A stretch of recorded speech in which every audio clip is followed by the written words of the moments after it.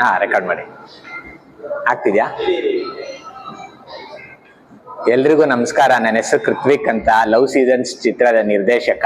ನಾನು ಸಿನಿಮಾ ಶುರು ಮಾಡ್ದಾಗ್ಲಿಂದ interview, promotion throughout ಪ್ರತಿಯೊಂದ್ರಲ್ಲೂ ಹೇಳ್ಕೊಂಡ್ ಬರ್ತಾ ಇರೋದೇನು ಅಂದ್ರೆ, ಈ ಸಿನಿಮಾ ಕೊನೆಯಲ್ಲಿ ಒಬ್ರು ಸೂಪರ್ ಸ್ಟಾರ್ ಬರ್ತಾರೆ, ಒಂದು ಗೋಲ್ಡನ್ ಸ್ಪೀಚ್ ಕೊಡ್ತಾರೆ, ಮೆಸೇಜ್ ಕೊಡ್ತಾರೆ.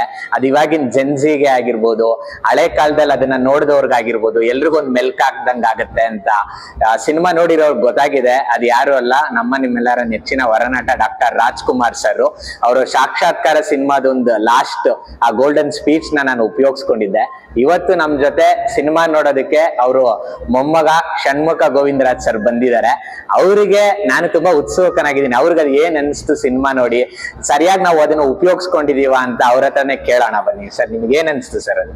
ಸರ್, ನಿಜವಾಗ್ಲೂ ಆ ಎಂಡಿಂಗು ಕತೆಗೆ ಅದು ಪೂರಕ ಆಯ್ತು, ಇಲ್ಲ ಅದು ಕತೆಗೆ ಪೂರಕ ಆಯ್ತು, ನನಗೆ ಅರ್ಥ ಆಗ್ಲಿಲ್ಲ ಸರ್. ಅಂದ್ರೆ ಹಾಗೆ ಅಷ್ಟು ಚೆನ್ನಾಗಿ ಒಂದಕ್ಕೊಂದು ಕಾಂಪ್ಲಿಮೆಂಟ್ ಆಗಿದೆ, ಬಹಳ ಚೆನ್ನಾಗಿದೆ. ಅಂಡ್ ನಿಮ್ಮ ಇಡೀ ಕತೆಗೆ ಅದು ಬಹಳ ಸೂಕ್ತವಾಗಿರುವಂತ ಒಂದು ಎಂಡಿಂಗ್ ಅಂತ ನನಗೆ ಅನ್ನಿಸ್ತು ಸರ್. ಬಹಳ ಖುಷಿ ಆಯ್ತು.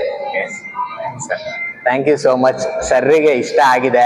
ನೀವು ಯಾರ್ಯಾರು ನೋಡಿಲ್ಲ, AMB ಸಿನಿಮಾಸ್ ಕಪಾಲಿಲಿ ನಮ್ ಸಿನಿಮಾ ಇದೆ ಲವ್ ಸೀಸನ್ಸ್, ದಯವಿಟ್ಟು ಬನ್ನಿ. ನೀವೆಲ್ಲರೂ ಕೂಡ ಗೋಲ್ಡನ್ ಸ್ಪೀಚ್ ನ ನಿಮ್ಮ ಜೀವನದಲ್ಲಿ ಅಳವಡಿಸ್ಕೊಳ್ಳಿ. ಎಲ್ರಿಗೂ ನಮಸ್ಕಾರ.